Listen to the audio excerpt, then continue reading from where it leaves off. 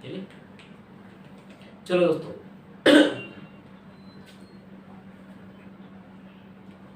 चलो last lecture में हमने कार्बोकैटायन के बारे में पढ़ा था, करेक्ट है? क्या पढ़ा था हमने? हम एप्लीकेशन ऑफ इंडक्टिव इफेक्ट पढ़ रहे थे। क्या पढ़ रहे थे? Application of inductive effect. और एप्लीकेशन ऑफ इंडक्टिव इफेक्ट में हमने सबसे पहले देखा था स्टेबिलिटी ऑफ कार्बोकैटायन। हम जो पढ़ रहे थे वो क्या था? Stability of carbocation. Stability of carbocation, ठीक है?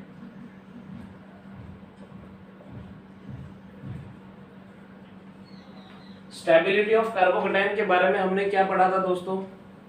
कि जैसे जैसे प्लस आई ग्रुप बढ़ेगा, जैसे जैसे प्लस आई ग्रुप बढ़ेगा, वैसे वैसे स्टेबिलिटी ऑफ कार्बोकैटायन भी क्या होगा? स्टेबिलिटी ऑफ कार्बोकैटायन भी क्या होगा? बढ़ेगा। ध्यान से समझो, यही सबसे इंपॉर्टेंट है कि प्लस आई ग्रुप जैसे जैसे बढ़ेगा वैसे वैसे स्टेबिलिटी ऑफ कार्बोकैटायन बढ़ेगा। क्यों? तो आपको समझाते समय मैंने कहा था कि जो कार्बोकैटायन है वो इलेक्ट्रॉन डिफिशिएंट है, यानी उसके पास इलेक्ट्रॉन कम है। और कम इलेक्ट्रॉन होने की वजह से क्या है दोस्तों? उसको जब इलेक्ट्रॉन मिलेंगे तब वो स्टेबल होगा, करेक्ट है ना? मुझे बताओ, कार्बन पे पॉजिटिव चार्ज है तो उसका मीनिंग क्या है कि कार्बन में से इलेक्ट्रॉन बाहर निकल गया है कोई तो भी, करेक्ट है? तो जब उसको इलेक्ट्रॉन मिलेगा तो वो क्या हो जाएगा? स्टेबल, यानी न्यूट्रल होके क्या हो जाएगा? वो स्टेबल। यानी कार्बोकैटायन को किसकी जरूरत है? प्लस आई ग्रुप। प्लस आई ग्रुप यानी कौन से? इलेक्ट्रॉन डोनेट करने वाले ग्रुप।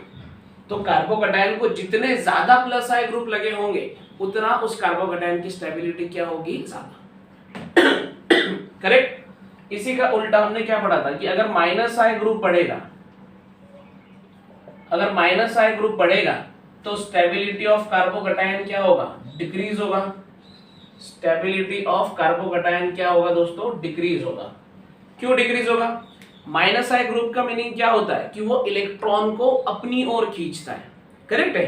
भाई कार्बोकैटायन इलेक्ट्रॉन डिफिशिएंट है, उसे इलेक्ट्रॉन की जरूरत है। उसकी जगह पे अगर माइनस आई ग्रुप उसे लगा होगा तो माइनस आई ग्रुप क्या करेगा? उससे और इलेक्ट्रॉन अपनी ओर खींचने की कोशिश करेगा। रीजन है ये कार्बोकैटायन क्या करेगा? इस कार्बोकैटायन से ये माइनस आई वाला ग्रुप क्या करेगा? इलेक्ट्रॉन अपनी ओर खींचने की कोशिश करेगा। यानी माइनस आई वाले ग्रुप इलेक्ट्रॉन विड्रॉइंग होने की वजह से कार्बोकैटायन को और भी ज्यादा अनस्टेबल कर देते हैं। क्लियर दोस्तों? ये बिल्कुल क्लियर होना चाहिए, इसमें कोई भी रट्टा मारने की जरूरत नहीं है। क्लियर? ओके। उसके बाद अभी प्लस आई ग्रुप बढ़ेगा, स्टेबिलिटी ऑफ कार्बोकैटायन बढ़ेगा। माइनस आई ग्रुप बढ़ेगा, स्टेबिलिटी ऑफ कार्बोकैटायन क्या होगा? कम होगा, ठीक है? उसी के बेसिस पे कुछ एग्जांपल, फॉर एग्जांपल मैंने इस तरह के कंपाउंड अगर आपको दे दिए तो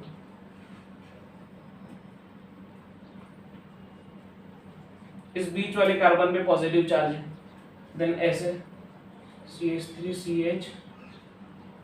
CH3 इस पे पॉजिटिव चार्ज, इसको मैंने बोल दिया फर्स्ट नंबर, ये सेकंड नंबर, देन ऐसे CH3 CH2 प्लस चार्ज, ये third number, and this is CH3 positive charge, this is fourth number. अब मेरी बात ध्यान से समझो दोस्तों, ये मिथाइल कटायन है, ठीक है?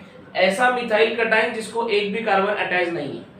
अच्छा, ये CH2 प्लस, ये एक ऐसा कार्बोकैटायन है जिसको एक CH3 ग्रुप अटैच है। CH प्लस, ये एक ऐसा कार्बन है जिसको दो CH3 ग्रुप अटैच है। C प्लस, ये जो कार्बोकैटायन है इसको तीन CH3 ग्रुप अटैच है। अच्छा, मुझे बताओ CH3 ग्रुप जो होता है, जो मिथाइल ग्रुप होता है, हाँ, वो किसका काम करता है? कौन सा ग्रुप होता है? प्लस आई या माइनस आई? हमने पढ़ा था ना कि अल्किल जो होता है वो जनरली कौन सा होता है? प्लस आई ग्रुप होता है। Very good. अब सबसे पहले मेरी बात ध्यान से समझो, सपोज ये कार्बन है, ये हाइड्रोजन, ये हाइड्रोजन, ये हाइड्रोजन, इस तरीके से CH3 ग्रुप है। अगर मैं इलेक्ट्रोनेगेटिविटी की बात करूं, मेरी बात ध्यान से समझो, इलेक्ट्रोनेगेटिविटी की बात करूं तो कार्बन और हाइड्रोजन दोनों की इलेक्ट्रोनेगेटिविटी नियरली सेम है, लेकिन उसमें भी किसकी इलेक्ट्रोनेगेटिविटी ज्यादा है? कार्बन की। क्यों पता है? कार्बन की इलेक्ट्रोनेगेटिविटी नियरली 2.5 होती है और हाइड्रोजन की नियरली 2.2 होती है। तो मुझे बताओ, दोनों की नियरली सेम है लेकिन उसमें भी इलेक्ट्रोनेगेटिविटी किसकी ज्यादा है? कार्बन की ज्यादा है। अब मेरी बात ध्यान से समझो, कार्बन और हाइड्रोजन के बॉन्ड में कार्बन की इलेक्ट्रोनेगेटिविटी ज्यादा है, इसलिए इलेक्ट्रॉन्स किसकी ओर पुल हो जाएंगे, कार्बन की ओर। सेम यहाँ पे कार्बन और हाइड्रोजन में कार्बन की इलेक्ट्रोनेगेटिविटी ज्यादा है, इसलिए इस बॉन्ड के भी दोनों इलेक्ट्रॉन किसकी ओर पुल किए जाएंगे, कार्बन की ओर। वैसे ही कार्बन और हाइड्रोजन में कार्बन की इलेक्ट्रोनेगेटिविटी ज्यादा है, तो तीसरे इस बॉन्ड के भी इलेक्ट्रॉन किसकी ओर पुल किए जाएंगे, कार्बन की ओर। यानी आपको इतना तो क्लियर हो रहा है ना कि CH3 ग्रुप में तीनों बॉन्ड के इलेक्ट्रॉन किसकी ओर पुल किए जाते हैं, स्लाइटली कार्बन की ओर, क्योंकि उसकी इलेक्ट्रोनेगेटिविटी ज्यादा होती है। करेक्ट है।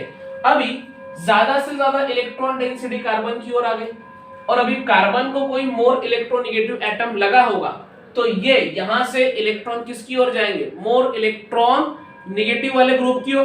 करेक्ट है। इसलिए CH3 ग्रुप कौन सा इंडक्टिव इफेक्ट शो करता है बेटा, plus I inductive effect show करता है।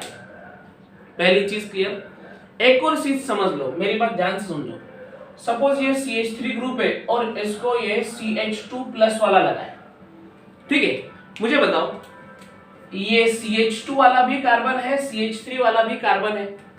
मैं बता रहा हूं कि इस CH2 प्लस से, यानी इस CH2 प्लस के लिए CH3 किसका काम करेगा, प्लस I का काम करेगा। अब मुझे आपको ये समझाना है कि आप में से किसी को ये क्वेश्चन आया क्या कि सर ये भी कार्बन है, ये भी कार्बन है, दोनों की इलेक्ट्रोनेगेटिविटी तो सेम होती है, फिर इस CH2 प्लस वाले के लिए ये CH3 वाला प्लस I का ही क्यों काम करेगा। ध्यान से समझो, दोनों कार्बन है, दोनों की इलेक्ट्रोनेगेटिविटी सेम, तो यहाँ पे तो इंडक्टिव इफेक्ट होना ही नहीं चाहिए। फिर भी हम इस CH2 प्लस के लिए इस CH3 का प्लस I इफेक्ट क्यों कंसीडर करते हैं, तो बात ध्यान से समझो दोस्तों।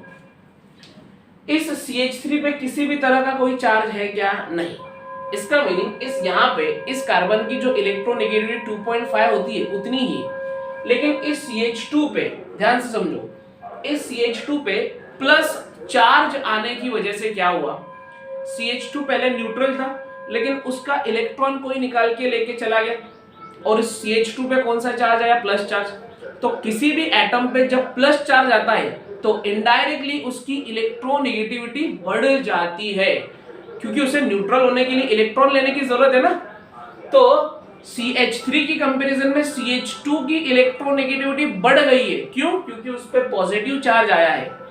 तो CH3 की कंपैरिजन में CH2 की अगर इलेक्ट्रोनेगेटिविटी ज्यादा होगी तो डेफिनेटली CH3 CH2 के लिए किसका काम करेगा भाई, प्लस I का काम करेगा।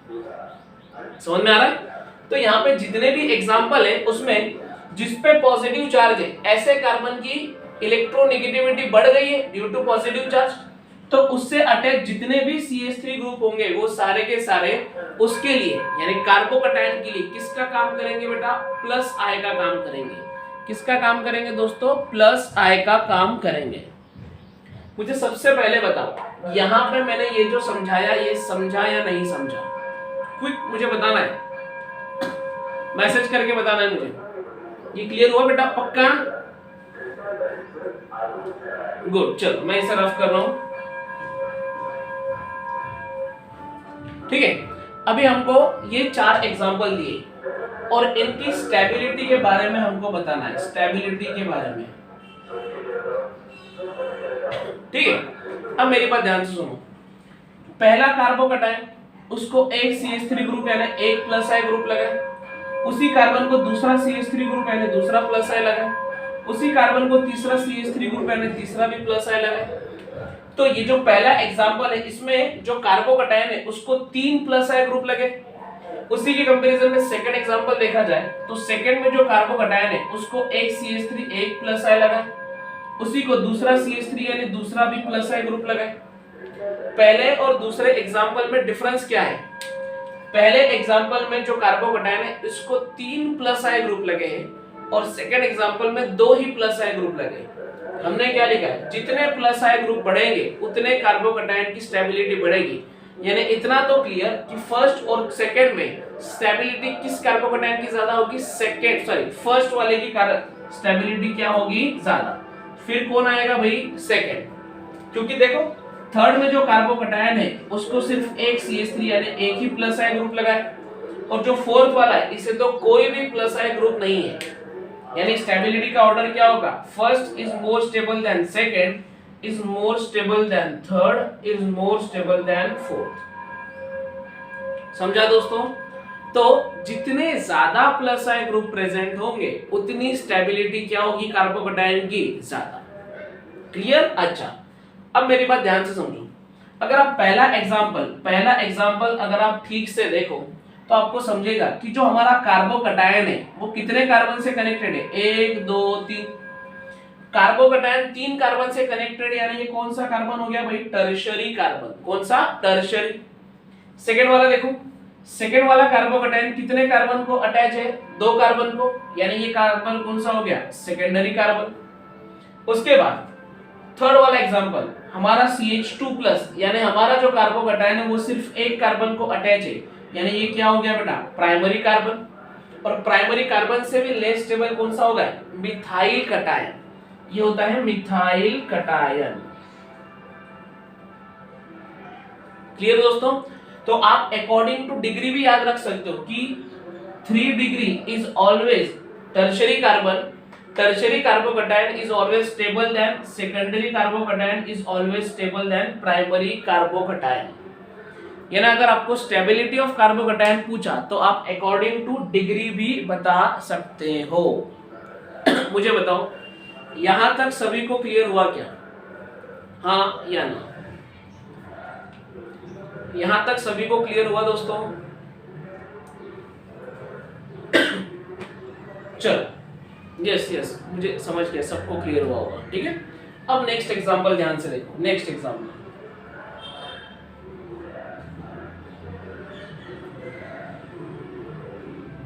इस ऊपर वाले कार्बन पे प्लस चार्ज है, ये पहला एग्जांपल।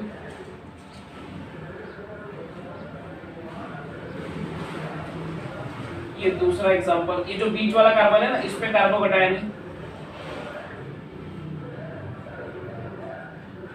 ये वाला जो कार्बन है इस पे कार्बोकैटायन है। This is the third example.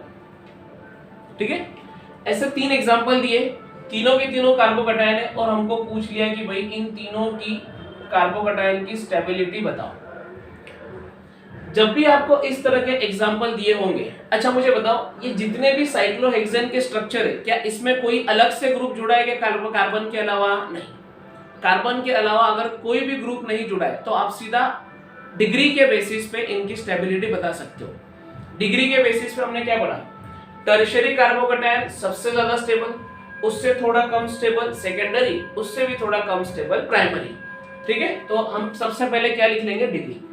मुझे बताओ ये जो ऊपर वाला कार्बन है ये नीचे आते आते सिर्फ इसी कार्बन से कनेक्टेड है। ये दोनों कार्बन तो इस वाले कार्बन से कनेक्टेड है, लेकिन हमारा कार्बोकैटायन तो ऊपर है, तो ऊपर वाला कार्बोकैटायन सिर्फ एक कार्बन से कनेक्टेड है, तो ये किस डिग्री का कार्बन हुआ, दिस इज प्राइमरी कार्बोकैटायन। ठीक है, उसके बाद ये बीच वाला कार्बन इस पे कार्बोकैटायन है। अब ये देखो ये कार्बन ऊपर एक कार्बन से कनेक्टेड है, साइड में एक कार्बन से कनेक्टेड है और यहाँ पे भी एक कार्बन से कनेक्टेड है। मींस ये कार्बोकैटायन 3 कार्बन से कनेक्टेड है, तो ये हो गया टर्शियरी कार्बोकैटायन। क्लियर? उसके बाद ये नेक्स्ट वाला, अभी ये कार्बोकैटायन यहाँ पे इस कार्बन से कनेक्टेड है और नीचे इस कार्बन से कनेक्टेड है, यानी सिर्फ 2 कार्बन से कनेक्टेड है, तो ये कौन सा हो गया, सेकेंडरी कार्बोकैटायन। एक बार आपने डिग्री निकाल ली उसके बाद आपके लिए सिंपल हो जाएगा भाई स्टेबिलिटी। बताओ सबसे ज्यादा स्टेबल कौन सा होता है, टर्शियरी कार्बोकैटायन, टर्शियरी यानी सेकेंड वाला। उसके बाद में कौन सा होता है, सेकेंडरी कार्बोकैटायन, यानी कौन सा, थर्ड वाला एग्जांपल। और उसके बाद लास्ट में सबसे लेस स्टेबल होगा प्राइमरी कार्बोकैटायन, यानी फर्स्ट वाला एग्जांपल। क्लियर दोस्तों? जो हमारा सेकंड एग्जांपल है वो क्या है, टर्शियरी कार्बोकैटायन, फिर ये थर्ड वाला सेकेंडरी कार्बोकैटायन और फर्स्ट वाला क्या है, प्राइमरी कार्बोकैटायन। तो स्टेबिलिटी ऑफ कार्बोकैटायन कैसे निकालना है, आप डिग्री के बेसिस पे भी निकाल सकते हो। क्लियर? अच्छा, अब मैं आपको बता दूं इन कार्बोकैटायन की स्टेबिलिटी का यूज कहां पे होता है पता है दोस्तों? आगे जब हम रिएक्शंस पढ़ते हैं ना, तो रिएक्शंस पढ़ते समय वहां पे स्पेसिफिक रिएक्शन का नाम बताता हूं आपको, SN1 रिएक्शन करके।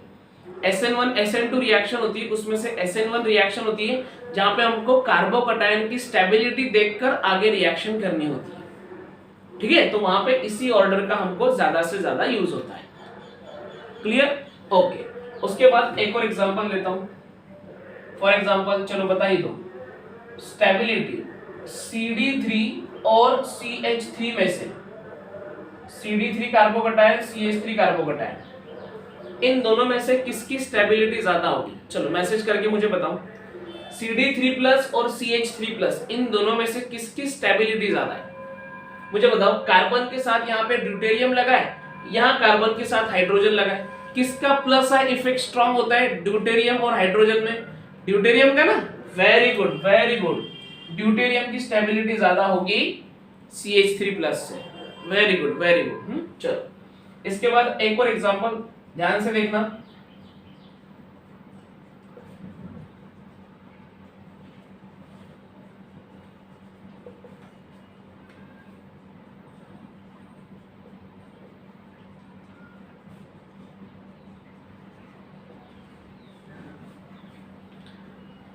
ये फर्स्ट, ये सेकेंड, इन दोनों में क्या डिफरेंस है? ध्यान से देखो। इन दोनों में डिफरेंस इतना है कि CH2+ को एक कार्बन लगा है और इस कार्बन को 1 2 3 तीन CH3 ग्रुप लगे। अच्छा, सेकंड एग्जांपल, CH2+ है, इस CH2+ को एक कार्बन लगा है और इस कार्बन को एक CH3+, दूसरा CH3+, लेकिन जो तीसरा ग्रुप लगा है वो लगा है CD3। कौन सा लगा है? CD3, ड्यूटेरियम वाला ग्रुप लगा है। यहाँ पे सारे के सारे CH3 है, यहाँ पे 2 CH3 है और एक CD3 है। अब आप मुझे बताओ दोनों में से कौन से कार्बोकटायन की स्टेबिलिटी ज्यादा होगी? चलो बताओ, फर्स्ट या सेकंड, किसकी स्टेबिलिटी ज्यादा होगी? This is first, this is second, किसकी स्टेबिलिटी ज्यादा होगी भाई? Very good. जितने CD3 ग्रुप बढ़ेंगे उतनी स्टेबिलिटी क्या होगी? ज्यादा। करेक्ट है। अच्छा, यहाँ पे एक CD3+ है, रुको रुको ध्यान से सुनो, यहाँ एक CD3+ है, इसके आगे अगर मैं एक ऐसा एग्जांपल ले लूं कि यहाँ पे एक CD3+ था ना, आगे वाले एग्जांपल में 2 CD3+ हो गए, तो स्टेबिलिटी और भी क्या हो जाएगी? बढ़ जाएगी। उसी जगह पे मैं एक और एग्जांपल ले लूं कि ये तीनों CH3 जो है ना, उन तीनों को मैं CD3 लिख दूं, तो भी स्टेबिलिटी क्या होगी बेटा? बढ़ जाएगी। यानी जितने CH3 की जगह पे CD3 ग्रुप बढ़ेंगे उतनी स्टेबिलिटी क्या होगी? बढ़ेगी। समझा दोस्तों? क्लियर हुआ? तो ये था एप्लीकेशन ऑफ इंडक्टिव इफेक्ट, जिसमें हम सबसे पहले पढ़ रहे थे स्टेबिलिटी ऑफ कार्बोकटायन। अभी आप सबसे पहले इसे लिख लो, फिर हम आगे देखते हैं। चलो लिखो इसे। अच्छा रुको रुको रुको, 2 मिनट रुको, मैं एक एग्जांपल आपको करवा देता हूं, उसकी जरूरत नहीं है लेकिन ठीक है करवा देता हूं। कैसे? देखो, सपोज कोई इस तरीके से कार्बोकटायन है,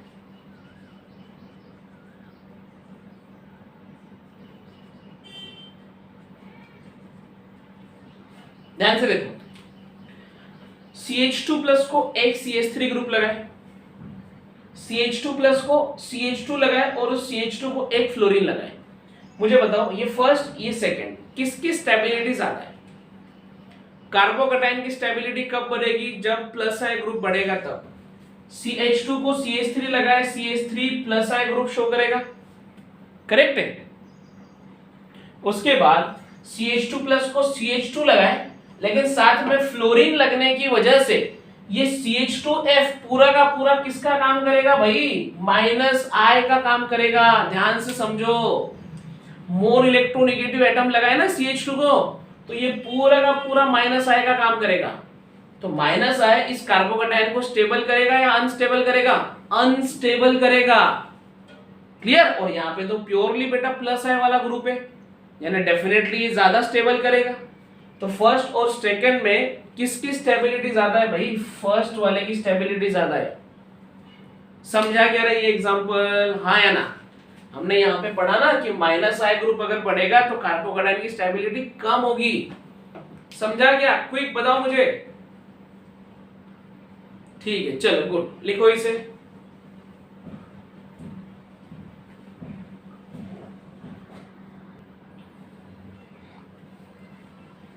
चलो दोस्तों, कल के लेक्चर में, कल जो हमने गूगल मीट ली थी ना, उसके अंदर एक छोटा सा पार्ट रिकॉर्ड होना रह गया था। ठीक है। तो कल के लेक्चर में जो छोटा सा पार्ट रिकॉर्ड नहीं हुआ है उनके लिए मैं आज वो पार्ट फिर से पढ़ा रहा हूँ। समझा मैंने क्या कहा? यानी कल जिसने continuously live Google Meet attend की थी 9 बजे तक उसको इसे लिखने की जरूरत नहीं है, ठीक है। कल जो गूगल यानी जो रिकॉर्डिंग लेक्चर्स देखते हैं मैं उनके लिए बता रहा हूँ कि कल छोटा सा एक पार्ट जो रिकॉर्ड नहीं हो पाया था मैं उसको पढ़ाने जा रहा हूँ, ठीक है। कल हम पढ़ रहे थे माइनस आई इफेक्ट के बारे में, इसके बारे में पढ़ रहे थे माइनस आई इफेक्ट के बारे में, ठीक है। उसमें हमने पढ़ लिया था कि जितने ज्यादा इलेक्ट्रोनेगेटिव एटम बढ़ेंगे उतना माइनस आई इफेक्ट बढ़ेगा। सेकंड हमने पढ़ लिया था कि जितना परसेंट एस कैरेक्टर बढ़ेगा, जितना परसेंट एस कैरेक्टर बढ़ेगा उतना क्या होगा, इलेक्ट्रोनेगेटिविटी बढ़ेगी, यानी उतना माइनस आई इफेक्ट क्या होगा, बढ़ेगा। उसके आगे थर्ड चीज मैंने ये लिखी थी कि इफ अ ग्रुप और atom has overall positive charge, if a group or atom has overall positive charge, then its electronegativity increases and shows minus I effect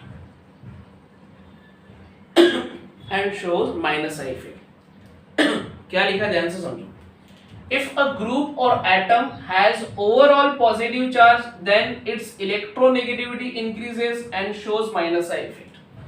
अगर किसी ग्रुप और एटम पे ओवरऑल पॉजिटिव चार्ज है तो उसकी electronegativity बढ़ जाती है। अभी जस्ट मैंने आपको समझाया था कि CH3 और CH2+ में CH2+ पे पॉजिटिव चार्ज है, इसीलिए CH3 के कंपैरिजन में उसकी इलेक्ट्रोनेगेटिविटी ज्यादा है। क्यों?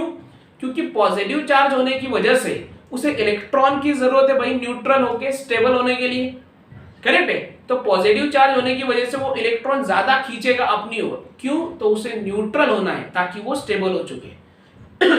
इसीलिए किसी भी ग्रुप या एटम पे अगर पॉजिटिव चार्ज होगा तो उसकी इलेक्ट्रोनेगेटिविटी हमेशा बढ़ जाती है और वो माइनस आई इफेक्ट शो करता है।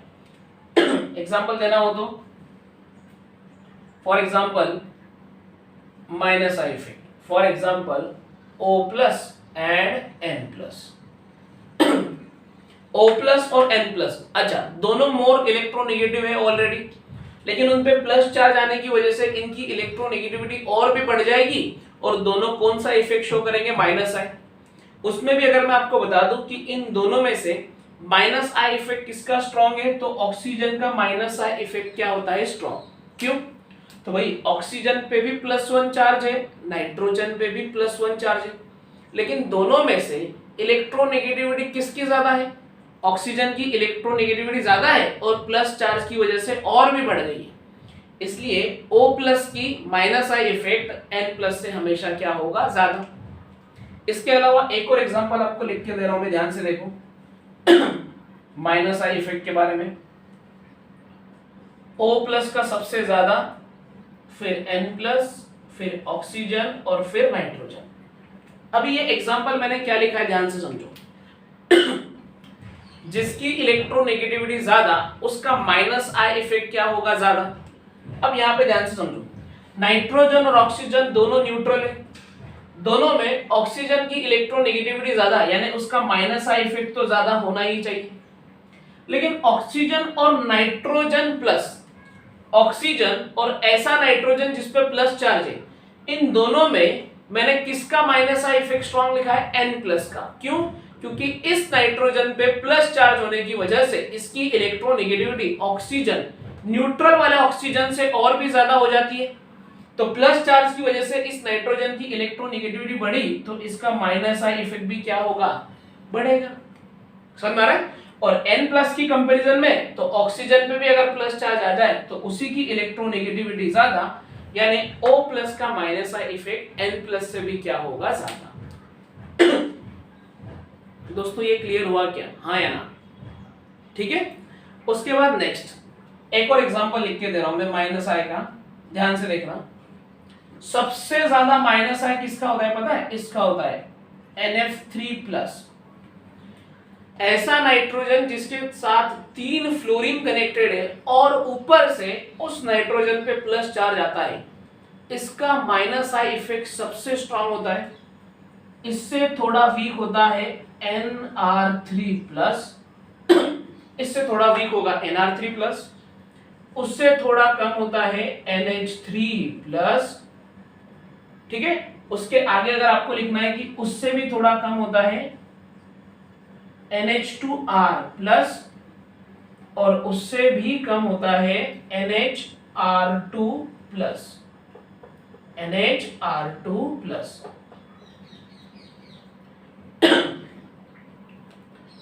This is the minus I effect. Minus I effect की ऑर्डर है। क्या ऑर्डर है, ध्यान से देखो।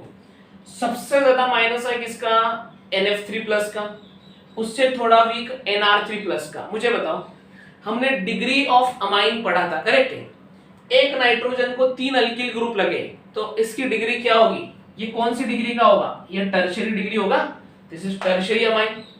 उसके बाद NH3 प्लस, ध्यान रखना टर्शियरी के बाद थोड़ी कम माइनस आई इफेक्ट किसका होता है, NH3 प्लस का। उससे कम किसका होता है, NH2R का। नाइट्रोजन को एक ही अल्किल ग्रुप लगाए, यानी इसकी डिग्री क्या होगी, दिस इज प्राइमरी अमाइन। और यहाँ पे NHR2, यहाँ पे नाइट्रोजन को 2 अल्किल ग्रुप लगे, यानी इसकी डिग्री क्या होगी, सेकेंडरी डिग्री। दोस्तों आपको ये ऑर्डर पता होनी चाहिए। हाँ, मैं ऐसे ही रिकामा कुछ नहीं लिखवा रहा हूं, इस ऑर्डर के लिए आपको क्वेश्चंस पूछे जाते हैं। ठीक है, तो ऑर्डर किस तरीके से याद रखनी है, NF3 प्लस सबसे ज्यादा है, इसके आगे कोई भी नहीं आता है।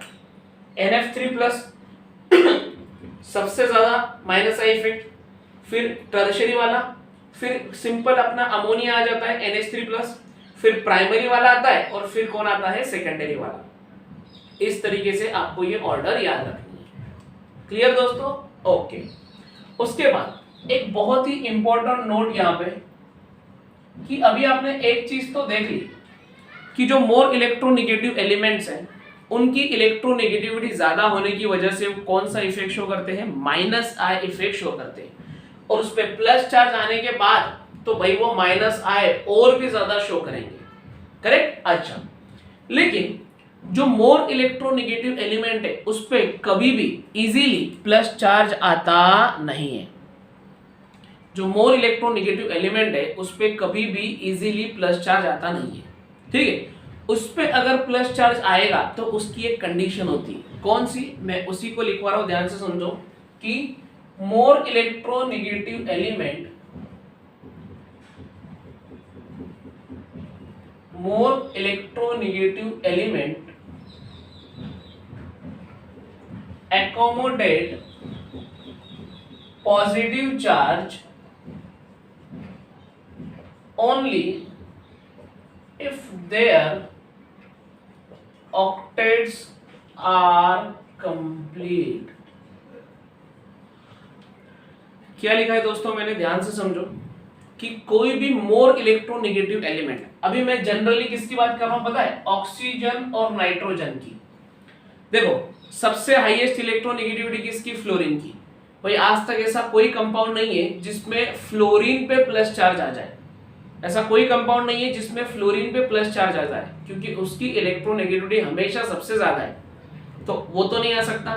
उसके बाद सेकेंड और थर्ड नंबर वाले ऑक्सीजन और नाइट्रोजन, ये भी सेकेंड और थर्ड आते हैं, यानी हाईली बहुत ज्यादा मोर इलेक्ट्रोनेगेटिव होते हैं। तो इनकी इलेक्ट्रोनेगेटिविटी इतनी ज्यादा होने के बाद भी अगर इन पे कहीं पे पॉजिटिव चार्ज आता है दोस्तों, तो तभी आएगा जब इनका ऑक्टेट कंप्लीट होता है।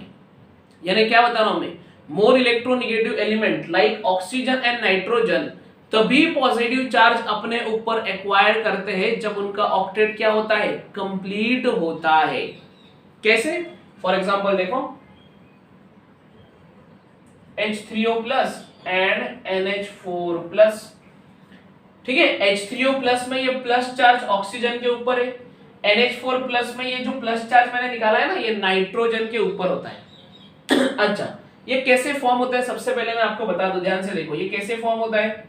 तो H2O में ऑक्सीजन के पास 2 लोन पेयर होती है, इसके कांटेक्ट में अगर कोई एक H+ आ जाए तो ये ऑक्सीजन क्या करेगा, अपनी एक लोन पेयर यानी 2 इलेक्ट्रॉन इस H+ के साथ शेयर करेगा। इसका मीनिंग क्या कि ऑक्सीजन अपने ये दोनों इलेक्ट्रॉन इस तरह से H+ के साथ शेयर करेगा कि ये दोनों इलेक्ट्रॉन अभी हाइड्रोजन के भी पास होंगे और ऑक्सीजन के भी पास होंगे, उसी के थ्रू बनता है ये H3O+। ये ऐसे होता है, ये ऑक्सीजन हाइड्रोजन हाइड्रोजन हाइड्रोजन, एक लोन पेयर बची ना भाई, 2 लोन पेयर होती, एक हाइड्रोजन के साथ बॉन्डिंग में चली गई, एक लोन पेयर बची ना एज इट इज, यस और नो। और यहाँ पे इस ऑक्सीजन पे कौन सा चार्ज आया भाई, प्लस चार्ज। अच्छा, ऑक्सीजन पे प्लस चार्ज क्यों आया, क्योंकि उसने अपनी लोन पेयर H+ के साथ शेयर की ना, इसलिए उस पे कितना चार्ज आया, प्लस चार्ज आया। ठीक है। अच्छा, अब इस ऑक्सीजन पे प्लस चार्ज है, साथ में इसका ऑक्टेट कंप्लीट है क्या, देखो इस एक बॉन्ड के 2 इलेक्ट्रॉन, इस बॉन्ड के 2 इलेक्ट्रॉन, इस बॉन्ड के 2 इलेक्ट्रॉन। ऑक्सीजन के पास टोटल कितने इलेक्ट्रॉन है, 2 4 6 और 2 8, यानी H3O+ में ऑक्सीजन का ऑक्टेट कंप्लीट है, इसीलिए पॉजिटिव चार्ज होने के बाद भी H3O+ क्या होता है, स्टेबल होता है। इसी जगह पे अगर NH4+ की बात करो तो ये NH4+ कैसे फॉर्म होता है, ध्यान से देखना। NH3 होता है, NH3 में नाइट्रोजन के पास एक लोन पेयर, सेम इसके कांटेक्ट में अगर कोई H+ आ जाए तो ये नाइट्रोजन भी क्या करेगा, अपनी 2 लोन पेयर इस H+ के साथ क्या करेगा, शेयर करेगा इस तरीके से कि ये 2 इलेक्ट्रॉन यानी लोन पेयर अभी नाइट्रोजन के भी पास है और हाइड्रोजन के भी पास है, यानी ये क्या बनेगा यहाँ पे NH4+। उसका स्ट्रक्चर इस तरीके से होता है, NH H, ये H और ये H। नाइट्रोजन पे क्या आएगा बेटा, यहाँ पे प्लस चार्ज। सबसे पहले समझो नाइट्रोजन पे प्लस चार्ज क्यों आया, क्योंकि नाइट्रोजन ने अपनी लोन पेयर H+ के साथ शेयर की। अच्छा, नाइट्रोजन मोर इलेक्ट्रोनेगेटिव एलिमेंट है, उस पे प्लस चार्ज आने के बाद भी ये NH4+ स्टेबल क्यों होता है, क्योंकि उसका ऑक्टेट यानी NH4+ में नाइट्रोजन का ऑक्टेट कंप्लीट होता है। कैसे, नाइट्रोजन और हाइड्रोजन में ये एक बॉन्ड यानी कितने इलेक्ट्रॉन, 2, नाइट्रोजन और हाइड्रोजन में ये एक और बॉन्ड, 2 इलेक्ट्रॉन, इसके भी 2, इसके भी 2। मुझे बताओ टोटल कितने इलेक्ट्रॉन, 2 4 6 8, करेक्ट है। तो किसी भी मोर इलेक्ट्रोनेगेटिव एलिमेंट पे अगर प्लस चार्ज होगा तो वो कंपाउंड या एलिमेंट तभी स्टेबल होगा जब उसका ऑक्टेट क्या होता है, कंप्लीट होता है। अगर कोई मोर इलेक्ट्रोनेगेटिव एलिमेंट उस पे प्लस चार्ज आ जाए और उसका ऑक्टेट भी अगर कंप्लीट नहीं होगा तो वो हाईली अनस्टेबल होता है। अरे समझ में, इसलिए मैंने ये नोट लिखी कि more electronegative element accommodate positive charge only if their octet are complete। कोई भी मोर इलेक्ट्रोनेगेटिव एलिमेंट तभी पॉजिटिव चार्ज एक्वायर करता है जब उसका ऑक्टेट कंप्लीट होता है और तभी वो स्टेबल होता है। अगर किसी मोर इलेक्ट्रोनेगेटिव एलिमेंट ऑक्सीजन और नाइट्रोजन पे पॉजिटिव चार्ज आ जाए और उसका ऑक्टेट भी वहां पे कंप्लीट नहीं है तो वो हाईली अनस्टेबल कंपाउंड होते हैं। Is it clear friends? चलो, तो कल के लेक्चर में जो मिसिंग हुआ था रिकॉर्डिंग का वो यही था। अब जिन्होंने इन द सेंस की जिन्होंने ये नहीं देखा होगा आप इसे देख लो और लिखना है तो लिख लो, ठीक है। मैं 5 मिनट दे रहा हूं लिखने के लिए, लिख लो इसे।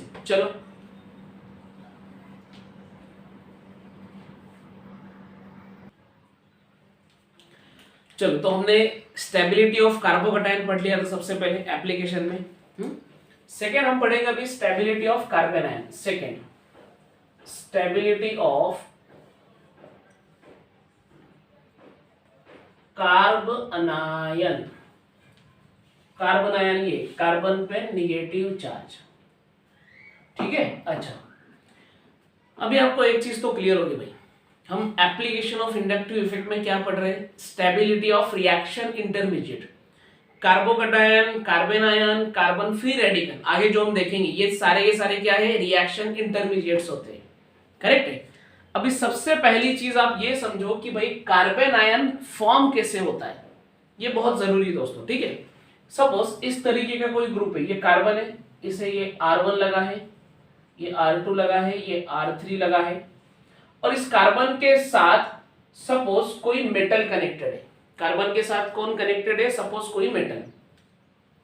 अब मुझे एक चीज बताओ, कार्बन और मेटल में बॉन्ड कैसे फॉर्म हुआ होगा? कार्बन का एक इलेक्ट्रॉन, मेटल का एक इलेक्ट्रॉन। अब कार्बन और मेटल में कार्बन की इलेक्ट्रोनेगेटिविटी ज्यादा है, इसलिए जब ये मेटल यहां से बाहर निकलेगा तो अकेला बाहर निकलेगा। जब ये मेटल यहां से बाहर निकलेगा तो कैसे बाहर निकलेगा? अकेला बाहर निकलेगा, यानी ये मेटल अपना इलेक्ट्रॉन यहीं पे छोड़ के जाएगा। ध्यान से समझो, मेटल अपना इलेक्ट्रॉन यहीं पे छोड़ के जाएगा, इसका मीनिंग क्या? कार्बन उसे अपना इलेक्ट्रॉन लेने ही नहीं देगा। कार्बन की इलेक्ट्रोनेगेटिविटी ज्यादा होने की वजह से ये जो कार्बन है ये खुद का इलेक्ट्रॉन तो अपने पास रखेगा, लेकिन साथ में मेटल का इलेक्ट्रॉन भी अपने पास ले लेगा।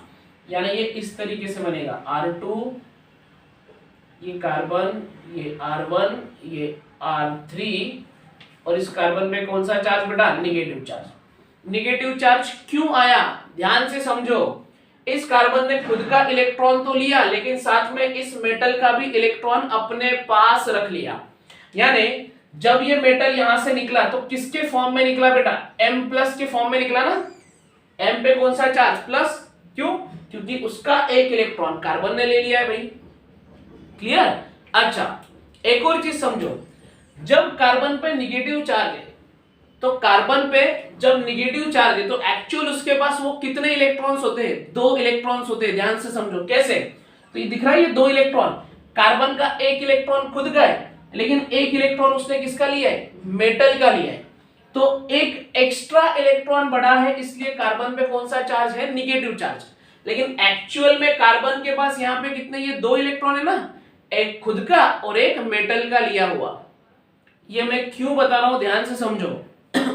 आगे जब हम रेजोनेटिंग इफेक्ट पढ़ेंगे तब वहां पे जहां जहां पे निगेटिव चार्ज होगा तो वहां याद रखना है निगेटिव चार्ज यानी एक्चुअल यहाँ पे कितने हैं? ये 2 इलेक्ट्रॉन होते हैं। एक इलेक्ट्रॉन उसके खुद के एटम का और दूसरा इलेक्ट्रॉन जो उसने दूसरे से लिया हुआ होगा। समझ में आ रहा है? तो कार्बन आयन किस तरह से फॉर्म होता है? जब कार्बन लेस इलेक्ट्रोनेगेटिव एलिमेंट से कनेक्टेड होता है तो वो उस एलिमेंट का यानी खुद का इलेक्ट्रॉन तो अपने पास रखता ही है, साथ में उस दूसरे वाले एलिमेंट का भी इलेक्ट्रॉन वो अपने पास ले लेता है, इसलिए कार्बन में कौन सा चार्ज आता है? Negative charge. क्लियर?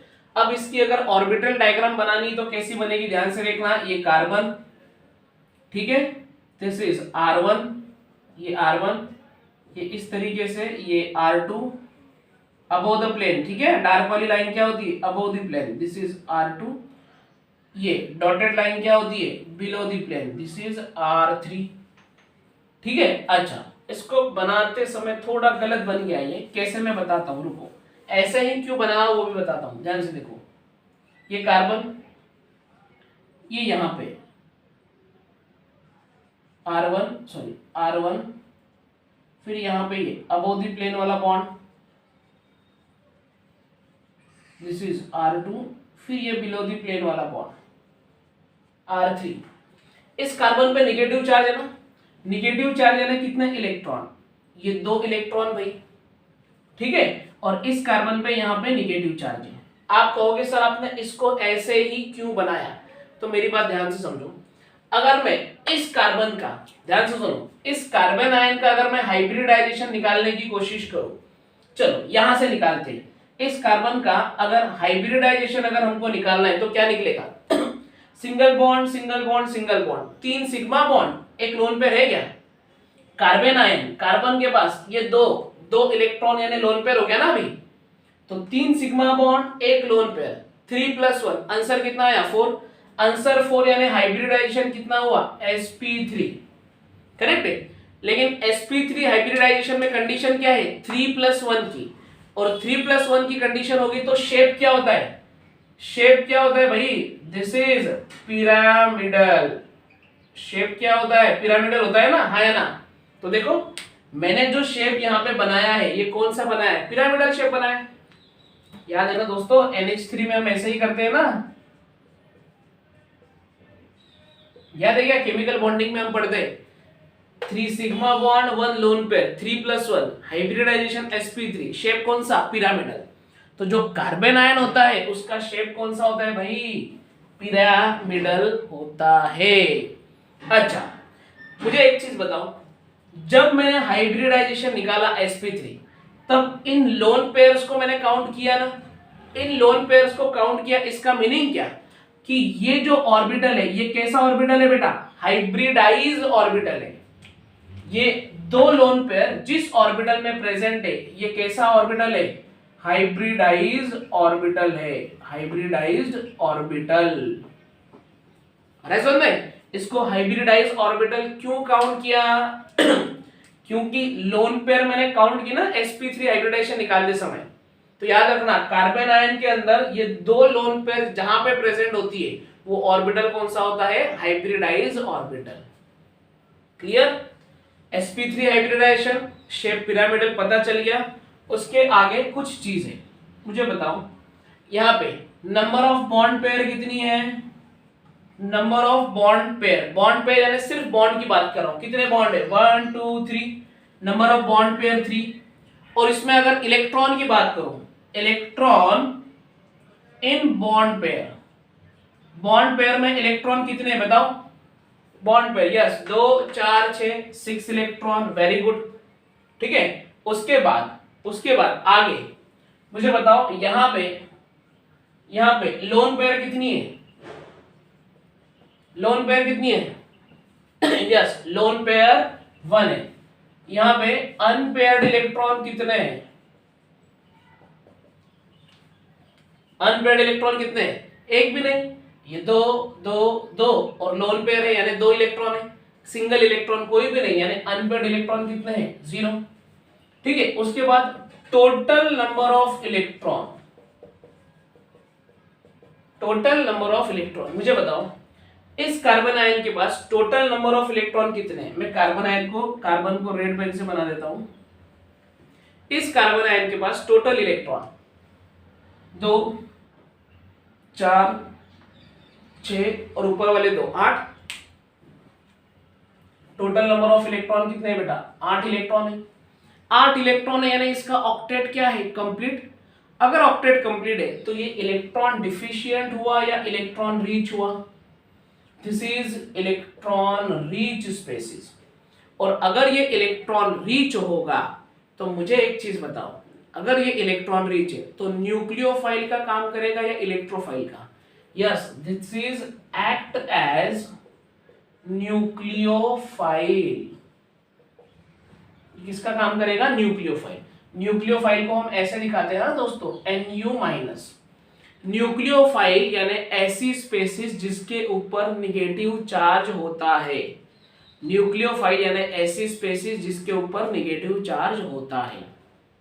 क्लियर। अच्छा, एक और इंपॉर्टेंट चीज समझ लो, यहाँ पे कार्बोकटायन हो, कार्बन आयन हो या कार्बन फ्री रेडिकल जो हम आगे पढ़ेंगे वो सभी के सभी स्टेबल है क्या भाई। कार्बोकटायन पे प्लस चार्ज है, कार्बन आयन पे निगेटिव चार्ज है, भले इसका ऑक्टेट कंप्लीट हो लेकिन चार्ज है ना इन पे, यस और नो। इसलिए ये हमेशा कैसे होते हैं, शॉर्ट लिव होते हैं। शॉर्ट लिव यानी इनकी लाइफ बहुत ज्यादा होती नहीं है, ये इमीडिएटली किसी न किसी के साथ रिएक्शन कर लेते हैं।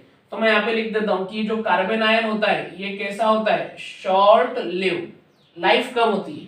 कौन, कार्बोकटायन, कार्बन आयन और कार्बन फ्री रेडिकल, तीनों के तीनों शॉर्ट लिव होते हैं।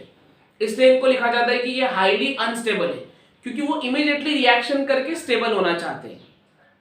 समझ में आ रहा है दोस्तों, यहां तक क्लियर हुआ। ये थी इंफॉर्मेशन किसकी, कार्बन आयन की। अच्छा, ये कौन से डायग्राम बोलते हैं बेटा इसको, दिस इज ऑर्बिटल डायग्राम। ठीक है, अब मेरी बात ध्यान से समझो। अब हम आते हैं इंपॉर्टेंट पॉइंट पे। कार्बन आयन क्या होता है, कैसे होता है, कितने अनपेयर्ड इलेक्ट्रॉन, लोन पेयर होती है, टोटल इलेक्ट्रॉन होते हैं। लास्ट का भाई इलेक्ट्रॉन रीच स्पेसिस है। कैसी है, इलेक्ट्रॉन रीच स्पेसिस, यानी यहां पे जो कार्बन है उस पे निगेटिव चार्ज है। अब मुझे बताओ, जैसे जैसे -I ग्रुप बढ़ेगा, जैसे जैसे माइनस आई ग्रुप बढ़ेगा, क्या लगता है स्टेबिलिटी ऑफ कार्बोकैटायन बढ़ेगी या कम होगी? Sorry, stability of carbon ion क्या होगा, बढ़ेगा या कम होगा? 2 मिनट मेरी बात ध्यान से समझो। यस, वेरी गुड, बच्चों ने आंसर दे दिया कि भाई इंक्रीज होगा। Very good. चलो सबसे पहले फिर लिख ही लेते हैं कि माइनस आई ग्रुप बढ़ेगा तो स्टेबिलिटी ऑफ कार्बन आयन बढ़ेगा। इसी का अपोजिट कि प्लस आई ग्रुप अगर बढ़ेगा, प्लस आई ग्रुप अगर बढ़ेगा तो स्टेबिलिटी ऑफ कार्बन आयन कम होगा।